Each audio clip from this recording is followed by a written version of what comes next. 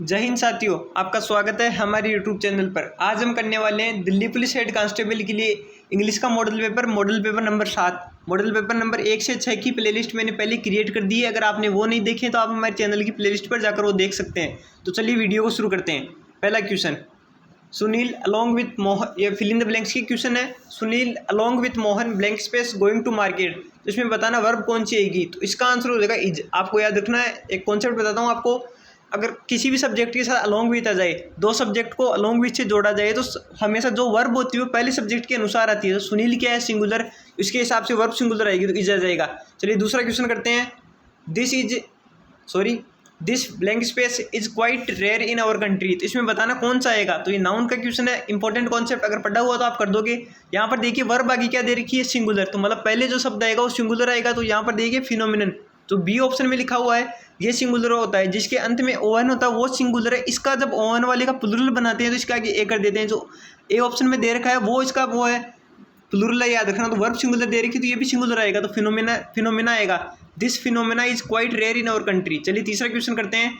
The manager wanted to know who had arrived blank space that day, the cashier और the accountant. तो ये आपका common sense का question है। लगभग बच्चे मेरे को लग रहा है जहाँ तक गलत करेंगे। तो इसमें आपको आंसर बता देता हूँ और कॉन्सेप्ट बताता हूँ क्या होगा। अर्लियर, इसमें अर्लियर आएगा। इसका कॉन्सेप्ट ये है कि इसमें दो में कंपैरिजन हो रहा है कि पहले कौन आया था, वो कैशियर आया था या अकाउंटेंट आया था। दो में कंपैरिजन होने के कारण यहाँ पर कंपैरेटिव डिग्री आ रही है। चलिए चौथा क्वेश्चन करते हैं। He is visor then. तो इसमें आंसर हो जाएगा सी। ये कॉन्सेप्ट आपको पहले भी करवा दिया है मैंने। जब दो सब्जेक्ट में तुलना हो रही हो, मतलब देन दे रखा हो, देन से पहले कोई ऑब्जेक्ट नहीं है तो इसमें आगे सब्जेक्टिव केस ही आता है। तो और इसका आंसर था अर्लियर, इसका फिनोमिनन, इसका इज। चलिए नेक्स्ट क्वेश्चन करते हैं। पांचवा question, give the one word of the sentence. जो सेंटेंस दे रखा है इसका वन वर्ड बताइए। दैट कैन बी बिलीव्ड, कोई भी चीज़ इस पर यकीन किया जा सकता है तो उसे बोलते हैं credible. That can be believed उसे बोलते हैं क्रेडिबल। इनक्रेडिबल होता है जिस पर यकीन नहीं किया जा सके। चलिए छठा क्वेश्चन करते हैं। Give the best expression of the idiom. ये इडियम बहुत बार एग्जाम में रिपीट हुई है और इजी भी है। गिफ्ट ऑफ द गेव, एक बार जो आपने इडियम मॉडल पेपर में देख लिया वो नहीं भूलेगे। तो इसका आंसर हो जाएगा option number A, talent for speaking. या इसमें ये भी आ सकता है टू स्पीक प्लेनली, दोनों आ सकते हैं। इंपॉर्टेंट याद रखना।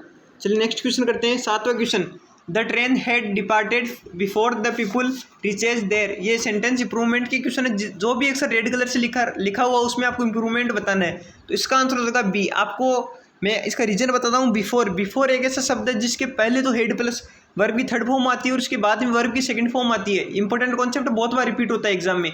चलिए आठवां क्वेश्चन करते हैं। Being dark I stayed home. तो इसमें बताना है यहाँ पर कौन सा आएगा। तो इसका आंसर हो जाएगा ऑप्शन नंबर सी। आपको इसका कॉन्सेप्ट मैं बताता हूँ। लगभग टीचर आपको ये कॉन्सेप्ट नहीं बताती, मैं बता रहा हूँ। अगर कोई सेंटेंस याद रखना बीइंग से शुरू हो, कोई भी सेंटेंस अगर बीइंग से शुरू हो और उसके आगे निर्जीव की बात हो, बीइंग डार्क, तो डार्क क्या होगी, कोई नाइट ही होगी। तो निर्जीव की बात हो तो उस बीइंग से पहले इट लगाते हैं। अगर आगे सजीव की बात हो रही हो तो उसमें कोई कुछ नहीं आता। तो इसमें निर्जीव की बात हो रही तो यहाँ पर आ जाएगा it being dark I stayed home. चलिए नेक्स्ट क्वेश्चन करते हैं। नौवां question, the more one gets the most one wants. तो इसमें बताना है द मोस्ट की जगह कौन सा आएगा। तो इसका आंसर हो जाएगा option number C, the more. याद रखना ये कॉन्सेप्ट आपने कॉमनली पढ़ा होगा, फिर भी मैं बता देता हूँ। अगर दो एक्शन जो पैरेलल हो, मतलब एक दूसरे के साथ गठित हो रही हो, तो उनके पहले कंपैरेटिव डिग्री आती है और वहाँ पर कंपैरेटिव डिग्री में आर्टिकल द लगता है। ये इंपॉर्टेंट है, याद रखना। और तो आपको याद होगा लेकिन उसमें आर्टिकल द लगता है। The more one gets the more one wants. आपको सेंटेंस पढ़ते ही पता लग जाएगा। ऐसे सेंटेंस आएगा ना कोई भी तो उसका पढ़ते ही पता लग जाएगा।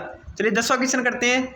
हर injury was too much painful. तो इसमें बताना ये एडवर्ब का एक बहुत बढ़िया कॉन्सेप्ट है। इसमें आंसर हो जाएगा आपकी मच टू मच की जगह मच टू आएगा। याद रखना टू मच एक रट ही लेना चाहिए आप, मेरी मानो। टू मच के बाद में नाउन आता है और मच टू आ जाए तो मच टू के बाद में हमेशा एडजेक्टिव आता है। तो पेनफुल जिसके अंत में FUL आता है वो एडजेक्टिव होता है। तो इसमें आएगा much too, his injury was much too painful. चलिए नेक्स्ट क्वेश्चन करते हैं। 11वां क्वेश्चन ये वोकैब की क्वेश्चन है। आपके एक क्वेश्चन सिनोनिम, एक क्वेश्चन एंटोनिम, एक क्वेश्चन वन वर्ड, एक क्वेश्चन इडियम। ये चार तो फिक्स होते हैं। अगर आपके ज़्यादा आते हैं तो अगर ज़्यादा आ रहे हैं तो आपकी किस्मत है या बदकिस्मती। आपको याद है तो किस्मत होगी, नहीं याद है तो आपकी बदकिस्मती होगी। Give the opposite meaning of the word aggregate. Aggregate का अर्थ क्या होता है। एग्रीगेट का अर्थ होता है किसी चीज़ को बढ़ाना। तो इसका एंटोनिम हो जाएगा पेसिफाई। पेसिफाई होता है किसी चीज़ को कम करना। चलिए 12वां क्वेश्चन करते हैं। Give the similar meaning of the word. जो वर्ड दे रखा है उसका सिमिलर बताना है। बेरन का अर्थ होता है बंजर भूमि। तो इसका सिनोनिम बताना है। सिनोनिम तो हो जाएगा इनफर्टाइल। इनफर्टाइल का अर्थ भी बंजर ही होता है और इसका फर्टाइल हो जाएगा एंटोनिम, याद रखना। चलिए नेक्स्ट क्वेश्चन करते हैं।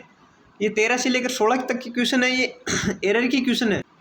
ये 13 से लेकर 16 तक के आपके एरर की क्वेश्चन है। आपको एरर करने का तरीका मैं बताता हूँ। पहले पूरे सेंटेंस को पढ़िए और सबसे पहले जो आपको एरर ढूंढनी है वो मेरी मानिए आप टेंस की ढूंढिए, फिर सब्जेक्ट वर्ब एग्रीमेंट की, उसके बाद दूसरों की ढूंढिए। एक एक सेंटेंस को देखिए, पूरा को आराम से पढ़िए, तब आपको एरर मिलेगी। और एरर की आप जितनी प्रैक्टिस करोगे उतनी ज़्यादा बढ़िया रहेगा। If you had told me everything in advance I will help you, ये कंडीशनल सेंटेंस की एरर है। तो इसमें एरर आपके सी पार्ट में एरर ये है कि यहाँ पर विल की जगह वुड आएगा। इफ़ के साथ अगर हेड प्लस वर्ब की थर्ड फॉर्म आ जाए तो आगे वुड है वर्ब की थर्ड फॉर्म आती है। ये कॉन्सेप्ट है, याद रखना। चलिए 14 क्वेश्चन करते हैं। 14 क्वेश्चन है, sorry, I was given a pair of binocular as my birthday gift by my father. तो इसमें बताना कौन सा आएगा। तो इसमें आ जाएगा आपके एरर ऑप्शन नंबर बी में। यहाँ पर बाइनाकुलर ना होकर बाइनाकुलर्स होगा, याद रखना। यहाँ पर बाइनाकुलर ना होकर बाइनाकुलर्स होगा। बाइनाकुलर्स होने के रीजन में बताता हूँ। ये नाउन का कॉन्सेप्ट है। अगर आपको कोई भी ऐसी चीज़ जिसके दो भाग है लगभग, ये बाइनाकुलर हो गया तो बाइनाकुलर ना होकर बाइनाकुलर्स होता है। स्पेक्टाकल हो गया, स्पेक्टाकल्स ना होकर स्पेक्टाकल ना होकर स्पेक्टाकल्स होता है, याद रखना। ऐसे टोंग हो गया, टोंग ना होकर टोंग्स होता है। जिस भी चीज़ के दो हिस्से हैं उसमें ऐसा ऐसा लगता है। तो इसमें सॉरी आपकी एरर थी, इसमें सी में, और इसके ऑप्शन नंबर बी में एरर थी। चलिए 15 क्वेश्चन करते हैं। He is enough quick to overtake his opponents in 100 metre race. तो इसमें आपके एरर ए पार्ट में, इसमें एडजेक्टिव की एरर है, याद रखना। इनफ के साथ एक कॉन्सेप्ट है। इनफ का कॉन्सेप्ट एरर में रिपीट जरूर होता है, मैं आपको बताता हूँ। इनफ नाउन के पहले आता है, एडजेक्टिव के बाद आता है। क्विक क्या है, क्विक यहाँ पर एडजेक्टिव है, तो इनफ एडजेक्टिव के बाद आता है, तो यहाँ पर आएगा ही इज क्विक इनफ, याद रखना। इंपॉर्टेंट कॉन्सेप्ट है। चलिए 16 क्वेश्चन करते हैं। Modi is such an honourable man as everyone feels great honour for him. तो आपको इसका एक कॉन्सेप्ट बता दूंगा, आप कभी नहीं भूलोगे, याद रखना। सच के बाद में एज का भी यूज़ होता है, सच के बाद में डेट का भी यूज़ होता है। इसके एरर तो आपके बी पार्ट में एरर बताता हूँ क्या है। यहाँ पर एज का डेट आएगा, कैसे, याद रखना। आपको रामबाण ट्रिक बताता हूँ, अगर आपको अच्छी लगे तो यार लाइक जरूर कर देना इस ट्रिक के लिए। अगर आपके सच के बाद में एज तो तब आएगा जब सेंटेंस आगे छोटा दे रखा हो। इस एज के बाद में अगर पूरा सेंटेंस दे दे तो वहाँ पर सॉरी, यहाँ पर सच के बाद में अगर ये जहाँ पर एज लगा रखा है यहाँ इसके आगे पूरा सेंटेंस दे दे तो यहाँ पर डेट आएगा। पूरा सेंटेंस नहीं दे, मतलब छोटा सी सेंटेंस दे दे इसके बाद में, जैसे as Ram, as he, as she, as the कोई, या कोई भी थिंग का नाम दे दे उसमें एज आएगा। ये कॉन्सेप्ट इंपॉर्टेंट है, याद रखना। तो इसमें आपकी एरर हो जाएगी बी पार्ट में। एज की जगह डेट होगा, इसमें ए में थी आपके, इसमें बी में थी, और इसके सी पार्ट में एरर थी। चलिए नेक्स्ट क्वेश्चन करते हैं। 17 question, important question. Find the correct spelling. ये स्पेलिंग जो बहुत इजी है, लेकिन आपके एग्जाम में मैं 100% गारंटी दे रहा हूँ गलत होगी। इसमें आपकी सही स्पेलिंग बताता हूँ पहले ए। अब आपको एक चीज़ जो मेरे साथ होती है वो बताता हूँ आपको। जब भी हम स्पेलिंग पढ़ते हैं तो यार सारी की सारी सेम लगती है। इसको करने का एक तरीका मैं आपको बताता हूँ। आपको एक बार सरसरी नज़र से देखिए, आपको देखते ही पता लग जाएगा आपको पूछ किसकी स्पेलिंग रहा है। तो इसमें देखिए वो स्पेलिंग पूछ रहा है, वो आप पेज पे लिख लीजिए अलग से, अगर आपको याद है। लेकिन पेज में लिखने वाली यार याद रखना वो ऑप्शन में भी होनी चाहिए। कहीं आप ऐसी स्पेलिंग लिख दे जो ऑप्शन में नहीं हो। तो इसमें आपके ए में हो जाए, इसमें आपकी स्पेलिंग ए सही है। चलिए 18 क्वेश्चन करते हैं। Change into passive voice. Passive active voice आपको बताना किसमें चेंज करनी है। जनिंदर कैन हेल्प गुरदीप, ये तो इजी सा कॉन्सेप्ट है। तो इसमें आपके आंसर नंबर हो जाएगा आंसर नंबर सी। देखिए कुड वाला हो नहीं सकता, शुड वाला नहीं हो सकता, बचे क्या, ए और सी। अब ए में देखिए आपके कैन दे रखा है, लेकिन यहाँ पर सब्जेक्ट को ऑब्जेक्ट भी बनाना होता है, तो गुरदीप सब्जेक्ट बनेगा। तो गुरदीप सब्जेक्ट केवल सी ऑप्शन में दे रखा है गुरदीप। और जहाँ पर मॉडल आता है तो इसका मॉडल की बनती है मॉडल बी विथर्ड, और जो टू आता है टू के बाद में ये बनता है टू बी विथर्ड। दोनों में सेम कॉन्सेप्ट लगता है। चलिए नेक्स्ट क्वेश्चन करते हैं। 19वां क्वेश्चन। ये बहुत बढ़िया क्वेश्चन है, लेकिन इतना ईजी है जो आप सोच नहीं सकते।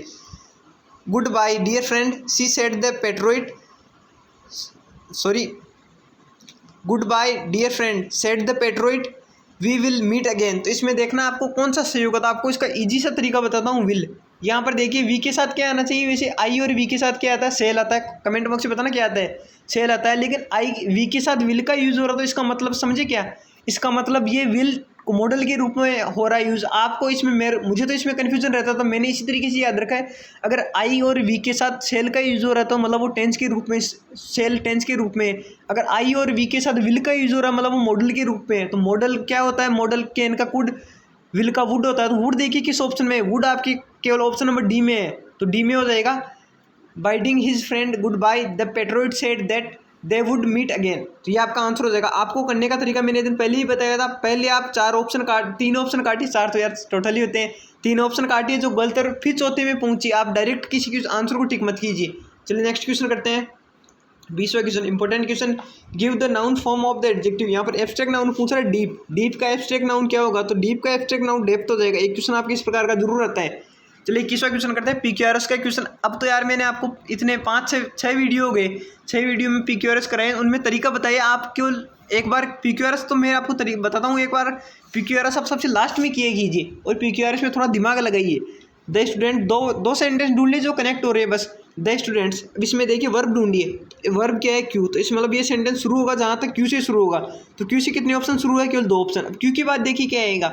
द स्टूडेंट अराइव्ड एंड, इसमें अब आगे देखिए क्या आएगा? इसमें आएगा पी। तो आपका ऑप्शन नंबर बी होगा। पी आता, पी क्यों आएगा मैं बताता हूँ आपको रीजन।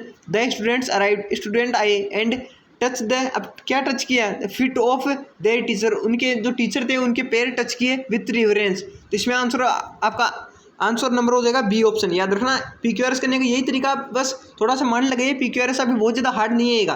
पैसेज का 22वां क्वेश्चन अभी आ गए, read the passage and answer the questions.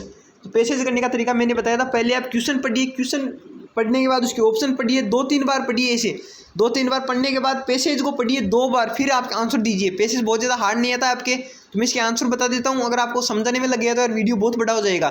तो चलिए आपको इसका आंसर बताता हूँ। 22वां, in the Sariska National Park there are, इसमें बताना आपको कौन सा आएगा। तो इसमें आपके ऑप्शन नंबर ए हो जाएगा। एक चौथा ऑप्शन टाइप ही नहीं है, सॉरी। इसमें हो जाएगा बोथ कार्निवरस एंड हार्बिवरस। जहाँ तो सारिका नेशनल पार्क है, इसमें देर का है कि वहाँ पर कार्निवरस होता है मांसाहारी और हार्बिवरस होता है शाकाहारी। यहाँ पर मांसाहारी और शाकाहारी दोनों प्रकार के जानवर थे। चलिए नेक्स्ट क्वेश्चन करते हैं। 23वां question, animals come to satisfy their thirst at, तो इसका आंसर हो जाएगा water hole. As it is there का आपको बस पैसेज को पढ़ना है, आपको आंसर मिल जाएंगे सीधी। Animals come to satisfy their thirst at a water hole. चलिए 24वां क्वेश्चन करते हैं। Sariska National Park is not far from, तो इसका आंसर होगा जयपुर। जयपुर से केवल सारिका नेशनल पार्क 107 किलोमीटर है, तो ये बहुत ज़्यादा दूर नहीं है। तो ये पैसेज में दे रखा है, शुरू में दे रखा है आपको। 25वां क्वेश्चन करते हैं। द पार्क पजेसेज, तो इसमें आंसर हो जाएगा आपका ऑप्शन नंबर डी। ये भी शुरू में दे रखा है। मोन्यूमेंट्स एंड टेम्पल्स, ये आपके शुरू में दे रखा है। ये आपके 25 क्वेश्चन कंप्लीट होते हैं। अगर आपको वीडियो अच्छा लगा हो तो लाइक शेयर सब्सक्राइब जरूर कीजिए। और यार भाई थोड़ा सपोर्ट कीजिए, सब्सक्राइब नहीं बढ़ रहे। कई बच्चे, मैं मजाक नहीं कर रहा, यही देखकर वीडियो देखते नहीं कि इसके सब्सक्राइबर नहीं। आप सब्सक्राइब नहीं, मेरा कंटेंट देखिए, आपको कंटेंट क्या दे रहा हूँ। तो जय हिंद साथियों।